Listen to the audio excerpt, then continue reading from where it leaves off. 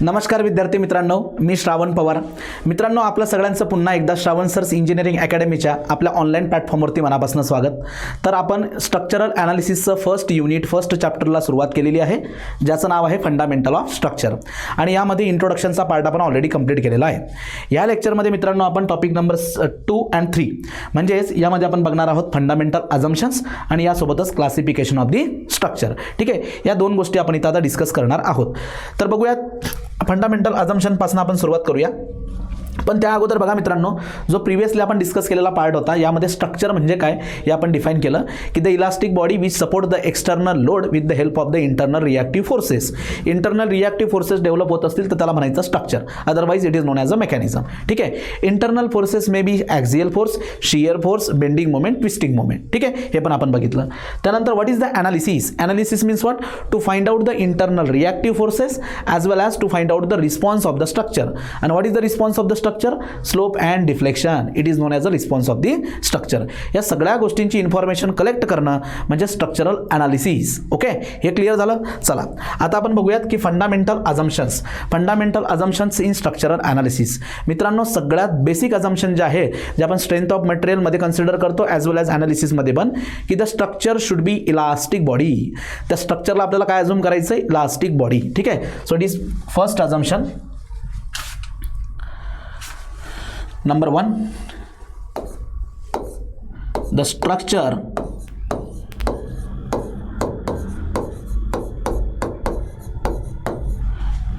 is assumed as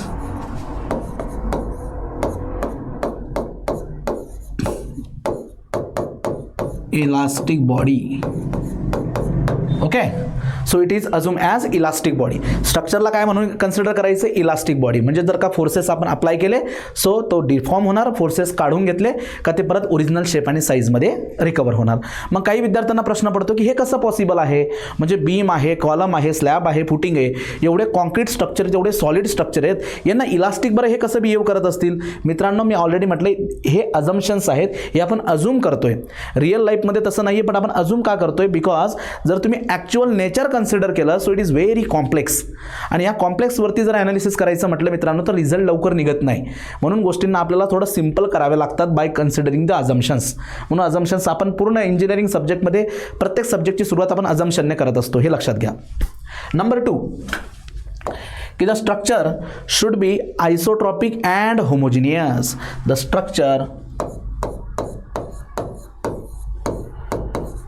structure is isotropic and homogeneous. मग इथं माझा पहिला प्रश्न की sir what is the isotropic structure. Isotropic म्हणजे काय? हे अझम्पशन मित्रांनो तुम्हाला खूप साऱ्या सब्जेक्टमध्ये लागणार आहे. Isotropic and homogeneous. Okay, homogeneous and isotropic किंवा आयसोट्रॉपिक अँड होमोजिनियस. मग आयसोट्रॉपिकचा अर्थ काय? की the property of the material are same in all direction at a point. एक पर्टिक्युलर पॉईंट जर तुम्ही कन्सिडर केला तर त्या पॉईंटला इन्फायनाईट डायरेक्शन्स असतात, तर त्या सगळ्या डायरेक्शनमध्ये प्रॉपर्टी कशा आहेत मित्रांनो? सेम आहेत at one particular point. But point जर चेंज झाला सो प्रॉपर्टीज आर डिफरंट. होमोजिनियसचा अर्थ काय? The properties of the material are same in one direction only at all points. सगळ्या पॉईंटला एका डायरेक्शनमध्ये प्रॉपर्टीज सेम असतात. आणि दोघं मटेरियल जर एकत्र केलं तर याचा अर्थ काय? The properties of the material are same in all direction at all points. मग आणखी मला प्रश्न पडतो की sir which property? Elastic property, Young's modulus, modulus of elasticity, bulk modulus किंवा रिजिडिटी मॉड्युलस, पॉइझन रेशो, हे ह्या प्रॉपर्टी इलास्टिक प्रॉपर्टी. ठीक आहे, मग चला आता आपण त्याला व्यवस्थित समजून घेऊया.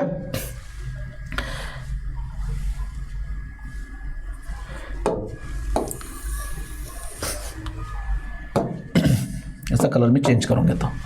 मग आता इथं पडलाय मला पहिला प्रश्न की what is the isotropic material. Isotropic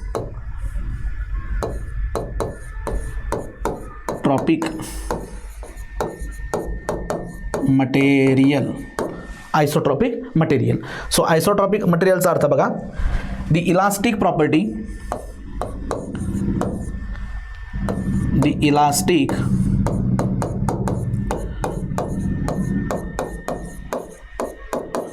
the elastic property of material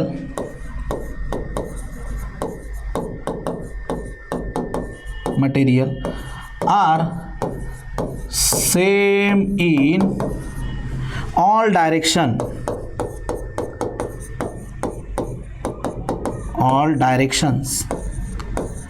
at point. ठीक आहे. सो बघा याला आपण आता समजून घेऊया आयसोट्रॉपिक म्हणजे काय. सपोज मित्रांनो मी इथे एक एलिमेंट कन्सिडर करतो बघा अशा पद्धतीने. हा असा एक एलिमेंट मी इथं कन्सिडर करतो. ठीक आहे. हा रेक्टँग्युलर एलिमेंट आहे. सो हा नंबर ऑफ पॉईंटपासून बनलेला असेल आहे का नाही. याच्यामध्ये नंबर ऑफ पॉईंट्स असतील. मग बघा मी याच्यामधले पर्टिक्युलर फक्त 2 पॉईंट कन्सिडर करतो. आधी हा एक पॉईंट मी कन्सिडर करतो आणि हा एक दुसरा पॉईंट कन्सिडर करतो. फक्त 2 पॉईंट कन्सिडर करतो. असे नंबर ऑफ पॉईंट्स याला असणार. ठीक आहे. सो एका पॉईंटला किती बरं डायरेक्शन्स असतील रे. एका पर्टिक्युलर पॉईंटला डायरेक्शन किती असतील बघा. इन्फायनाइट डायरेक्शन्स असतील. इन्फायनाइट डायरेक्शन असतील का नाही. तसंच मित्रांनो सेकंड जो पॉईंट आहे इथं सुद्धा अशा इन्फायनाइट मेनी डायरेक्शन्स असतील. हे बघा इन्फायनाइट डायरेक्शन असतील. तर एक पर्टिक्युलर पॉईंट जर तुम्ही कन्सिडर केला so at that particular point in all direction elastic properties are same. सगळ्या डायरेक्शनमध्ये इलास्टिक प्रॉपर्टी ह्या सेम असतात. मग इलास्टिक प्रॉपर्टी सेम म्हणजेच काय बघा लक्षात घ्या. जर का मी या डायरेक्शनमध्ये ई अजूम केला E modulus of elasticity E याला मी म्हणतो सपोज E1 तर ह्या डायरेक्शनमध्ये सुद्धा E1च असेल. या डायरेक्शनमध्ये सुद्धा E1च असेल. बरोबर आहे. या डायरेक्शनमध्ये सुद्धा E1च असेल. इकडे सुद्धा E1 असेल. इकडे सुद्धा E कसा असणार E1च असेल. इकडे E1. So in all direction Young's modulus बघा सेम आहे. Same in all direction the properties of the material are same at a point. मग पॉईंट जर का चेंज झाला सपोज आता मी ह्या पॉईंटला आलो तर ह्या पॉईंटला बघा या डायरेक्शनमध्ये आता असणार E2. ई चेंज झाला. इथं काय असणार E2. इथं काय असेल E2. समजते तुम्हाला E2. अशा सगळ्या डायरेक्शनमध्ये काय असणार इकडे E2. तसंच K या पर्टिक्युलर पॉईंटला असणारा K सगळ्या डायरेक्शनमध्ये सेम असेल. या पर्टिक्युलर पॉईंटला असणारा म्यू सगळ्या डायरेक्शनमध्ये सेम असेल. या पर्टिक्युलर पॉईंटला असणारा म्यू त्या पर्टिक्युलर पॉईंटच्या सगळ्या डायरेक्शनमध्ये सेम असेल. It is known as a isotropic. मग याला डिफाईन कसं करतो आपण. The elastic property of material are same in all direction but at a point. हे लक्षात घ्या ॲट सिंगल पॉईंट. हे बघा ॲट पॉईंट आणि डायरेक्शनबद्दल काय मेन्शन केलं आहे all direction at a point. At a point म्हणजे एक सिंगल पॉईंटला. याला म्हणतो आपण isotropic. Number 2 homogeneous.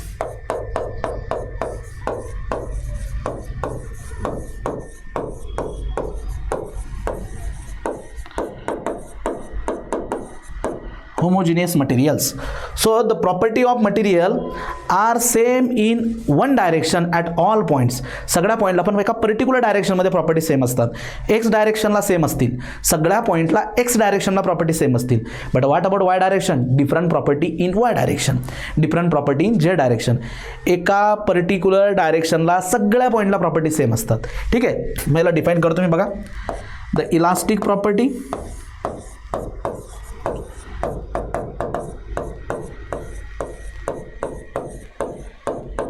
the elastic property of material. Elastic property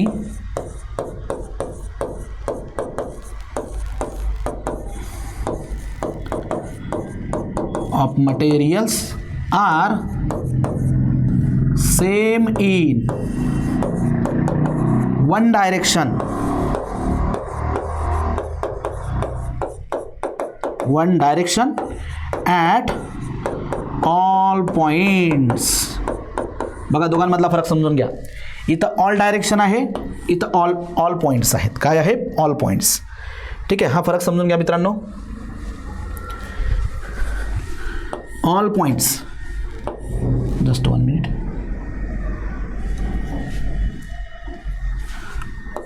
all points. ठीक आहे. सो इथं at 1 point all point. All direction in 1 direction. फरक समजतोय. इथे एक सिंगल पॉईंट आहे. इथं सगळे पॉईंट. इथे ऑल डायरेक्शन इकडे एक डायरेक्शन.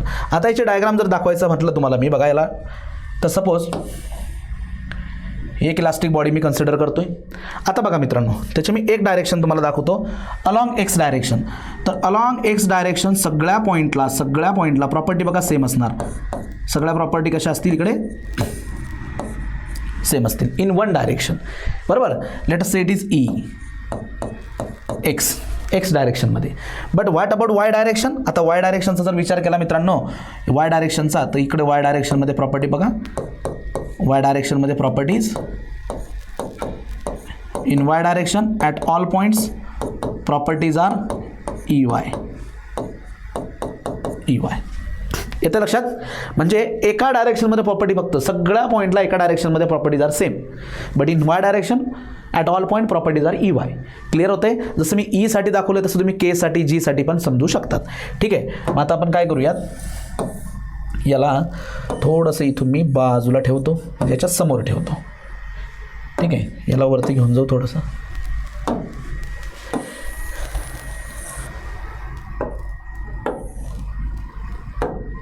ठीक आहे. आणि हे डायग्राम याच्या समोर, हे डायग्राम याचे डायग्राम. ठीक आहे. It is for this. Next assumption, assumption number 3. Assumption number 3. The material should be considered as a solid continuous material. Beam असेल, column असेल, slab असेल, footing असेल, it should be considered as a continuous structure. त्याला continuum म्हटलं जातं. There is no void or empty space between the material. Continuous material आपण इथं consider करत असतो. So the material number 3, materials should be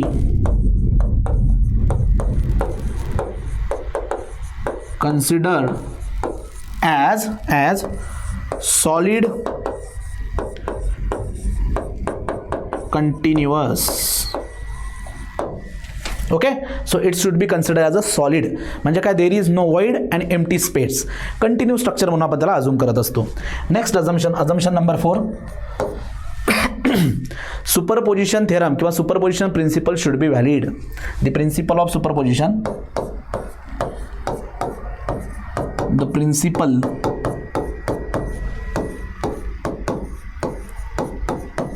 of superposition is valid. Principle of superposition should be valid. याचा अर्थ काय होतो मी तुम्हाला क्लिअर सांगतो बघा. What is the principle of superposition. ठीक आहे. म्हणजे बघा, जो नेट इफेक्ट असतो it should be equal to algebraic some of individual effect. जो इंडिव्हिज्युअल इफेक्ट होणार आहे त्याची algebraic sum is equal to the net effect. Superposition principle. मग मी तुम्हाला एक्झाम्पलच्या मदतीने समजून सांगतो बघा. सपोज या बीमवरती UDL आहे, बरोबर. कॅन्टिलिव्हर बीम आहे. It has UDL as well as point load. P is the point load आणि हा आहे UDL W. ठीक आहे. आणि question is what is the maximum deflection.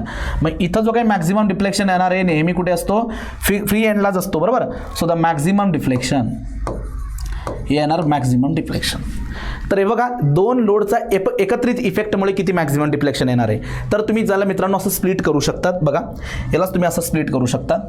पहिले काय करा, याला फक्त cantilever beam which is subjected to the UDL only, बरोबर. UDL. आणि या केसमध्ये बरोबर मॅक्झिमम डिफ्लेक्शन फाइंड आउट करा due to the UDL. Let us say it is delta 1. नंतर केस नंबर 2 परत तिथं कॅन्टिलिव्हर आणि या कॅन्टिलिव्हरवरती आता काय अप्लाय करा मित्रांनो, तुम्ही पॉईंट लोड अप्लाय करा. P is the point load. ठीक आहे. आणि याच्यामुळे आता डिफ्लेक्शन फाइंड आउट करा. Let us say the deflection maximum deflection at B is equal to delta B. ठीक आहे. तर मग आता टोटल डिफ्लेक्शन तुम्हाला कॅल्क्युलेट करायचं का नाही. सो द टोटल डिफ्लेक्शन म्हणजेच काय, delta max due to UDL आणि पॉईंट लोड यांच्यामुळे येणारं जे काही टोटल डिफ्लेक्शन आहे that should be equal to delta 1 plus delta 2, याला म्हणतात principle of superposition. Principle of superposition. ठीक आहे, म्हणजे लक्षात घ्या, जो एकत्र इफेक्ट होता UDLचा आणि पॉईंट लोडचा, हा एकत्र इफेक्ट तुम्ही कसा इक्वेट करू शकतात. It is the effect of individual. पहिल्यांदा UDL अप्लाय करा आणि मॅक्झिमम डिप्लेशन काढा, प्लस पॉईंट लोड अप्लाय करा आणि मॅक्झिमम डिप्लेशन काढा. या दोघांची जी बेरीज असेल तो यांचा एकत्र इफेक्ट असेल. यालाच म्हणतात प्रिन्सिपल ऑफ सुपरपोजिशन. म्हणजे डायरेक्टली एकत्र कन्सिडर न करता दोन सेपरेट कन्सिडर करा, दोघांचा सेपरेट रिस्पॉन्स काढा आणि त्याची बेरीज करून घ्या. तर मित्रांनो, हे 4 बेसिक आणि महत्त्वाचे अझम्पशन्स आहेत. नंबर 1 की the structure must be consider किंवा should be consider as assume as elastic body. Next, मटेरियलला आयसोट्रॉपिक अँड होमोजिनियस कन्सिडर करायचं आहे. आयसोट्रॉपिक म्हणजे काय, होमोजिनियस म्हणजे काय लक्षात आलं. पण जेव्हा तुम्ही यांचा एकत्र विचार करणार म्हणजे याचा अर्थ काय, at all points in all direction elastic properties of the material are same in all direction at all point. नंतर material should be consider as a solid continuous means there is no empty space or void between the material. आणि last म्हणजे काय, the principle of superposition must be applied. ठीक आहे, किंवा must be valid. तर हे basic 4 अझम्पशन्स आहेत. हे व्यवस्थित तुम्ही नोट डाऊन करून घ्या. या अझम्पशनला साक्षीला ठेवूनच आपण काय करणार आहोत, पुढचा प्रवास आपला करणार आहोत. ठीक आहे, हे लिहून घ्या तुम्ही. व्हिडिओ पॉज करा प्रॉपरली. हे सगळं चौघं अझम्पशन तुम्ही लिहून घ्या. आता यानंतर आपल्याला बघायचं आहे की टाईप नंबर 3 म्हणजे क्लासिफिकेशन ऑफ दी स्ट्रक्चर. तर स्ट्रक्चरला आपण इथं क्लासिफिकेशन बघणार आहोत. तर स्ट्रक्चरचं जे क्लासिफिकेशन आहे मित्रांनो, बघा आपण असं आपण कन्सेप्ट मॅपमध्ये मेमरी मॅपमध्ये ऑलरेडी आपण डिस्कस केलं आहे की याला आपण 3 बेसिसवरती बघणार आहोत. Number 1 base on the geometry, स्ट्रक्चरच्या जॉमेट्रीच्या अकॉर्डिंग क्लासिफिकेशन बघूयात. नंतर base on the structural action आणि number 3 base on the structural system. ठीक आहे, तर सगळ्यात आधी सुरुवात करतो मित्रांनो मी या ठिकाणी classification. Number 1 classification based on number 1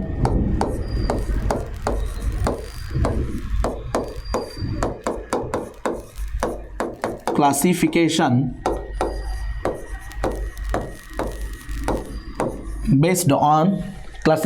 based on काय बघायचं आपल्याला,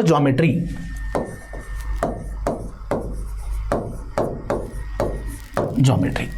बघा आता यामध्ये आपण 3 पद्धतीने स्ट्रक्चरला काय करत असतो, क्लासिफाय करतो. 1 is the 1D structure, 1 dimensional structure किंवा त्याला म्हणतात skeleton structure. Second 2D structure किंवा सरफेस स्ट्रक्चर. आणि थर्ड टाईप म्हणजे काय, 3D किंवा स्पेस स्ट्रक्चर. 3D किंवा स्पेस स्ट्रक्चर म्हणजे बघा नंबर 1 यामध्ये नंबर 1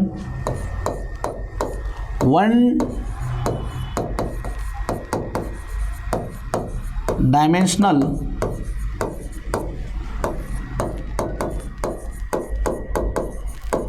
स्ट्रक्चर, त्याला आपण काय म्हणतो 1D स्ट्रक्चर किंवा ऑर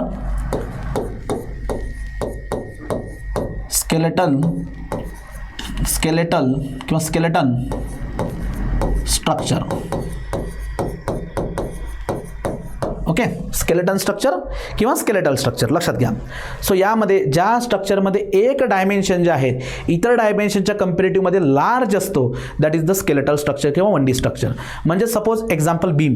आता बीमचा जर विचार केला तर बीमची लेंथ जी आहे क्रॉस सेक्शनल डायमेन्शनच्या कंपॅरेटिव्हली खूप जास्त असते.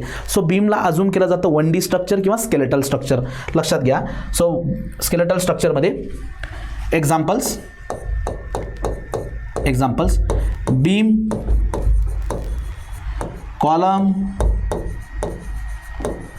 एक्सेट्रा.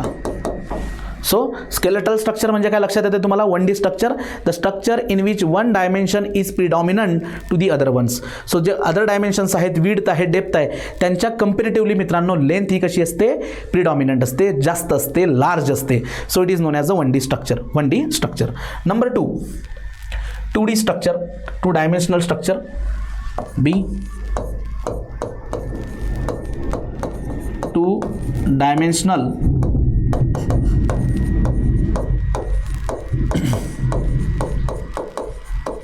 स्ट्रक्चर और यालाच म्हणतो आपण प्लेनार स्ट्रक्चर.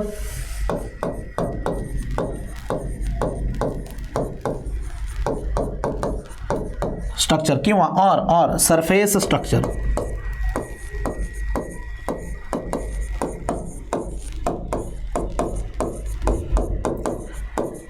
ओके, बघा त्यांच्या नावातच आहे मित्रांनो 2D स्ट्रक्चर.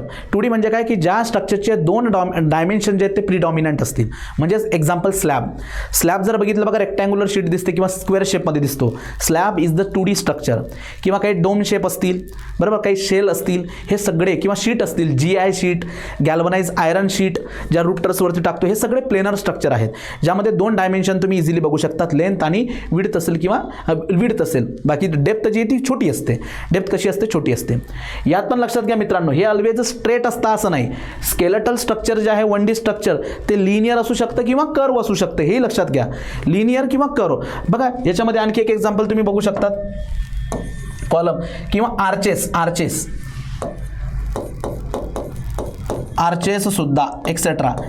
ओके, आता याची एक्झाम्पल बघा.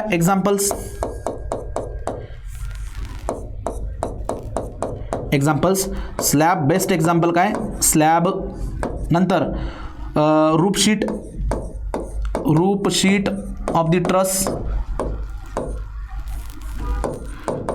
ती गॅल्वनाइज आयरनची शीट असेल किंवा ॲस्बेस्टॉस शीट असेल किंवा डोम स्ट्रक्चर, शेल स्ट्रक्चर, हे दाखवतो तुम्हाला मी. यांच्या सगळ्यांचे इमेज दाखवतो, don't worry. Again it is plane असू शकतं किंवा कर्व शेपमध्ये पण असू शकतं. कर्व शेपमध्ये, but it is known as surface 2D और प्लेनर स्ट्रक्चर. नंतर नंबर 3, एकत्रपणे तुम्हाला तिघांचे इमेजेस दाखवतो मी गुगलवरनं, काही महत्त्वाचे इमेज. नंबर 3, सॉलिड स्ट्रक्चर किंवा 3 डायमेन्शनल स्ट्रक्चर.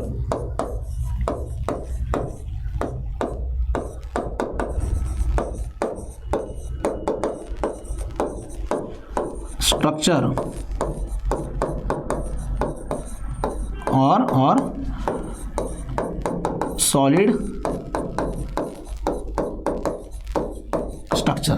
सो ज्यामध्ये तिघ डायमेन्शन हे कसे असतील? प्रिडॉमिनंट असतील. That type of structure is known as a solid structure, 3D structure. The best example is footing किंवा डॅम स्ट्रक्चर. ठीक आहे, सो एक्झाम्पल बघूया याचं.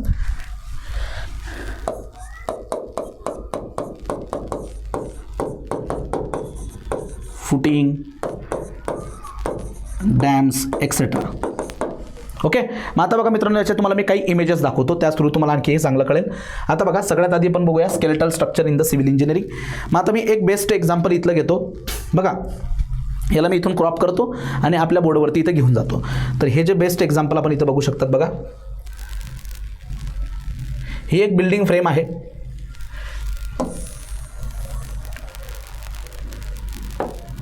ठीक आहे, याला मी इथून क्रॉप करतो. हे बघा, ही एक बिल्डिंग फ्रेम आहे मित्रांनो. तर ह्या बिल्डिंग फ्रेममध्ये तुम्ही वेगवेगळ्या प्रकारचे कंपोनंट बघू शकतात. ही एक बिल्डिंग फ्रेम आहे इथं. बघा, यामध्ये कोणकोणते कंपोनंट तुम्ही बघू शकतात. हां, सगळ्यात आधी बघा, हा जो कॉलम आहे, कॉलम म्हणजे काय? हा व्हर्टिकल कंपोनंट. बघा, हा vertical component, it is known as column. त्यानंतर हा कंपोनंट बघा, हा बीम आहे. It is known as what? Beam. So beam आहे इथं बघा, इथं दाखवलं आहे beam, horizontal component. Vertical component काय? कॉलम. हा जो टॉपला बघू शकतात मित्रांनो, इट इज व्हॉट? स्लॅब. हा काय आहे? स्लॅब. It is slab. होते, लक्षात येते. तर हा स्लॅब जो स्ट्रक्चर आहे, slab, it is known as a surface किंवा 2D स्ट्रक्चर. देन या ठिकाणी तुम्ही हा जो कॉलम बघताय बघा, हा कॉलम जो आहे राजांनो, कॉलम आहे. या ठिकाणी काय आहे? बीम आहे. So it is considered as a skeletal structure. So beam आणि कॉलम बिल्डिंग फ्रेममध्ये असणारे, बीम कॉलमला काय कन्सिडर करतो आपण? Skeletal structure. जो स्लॅब आहे त्याला आपण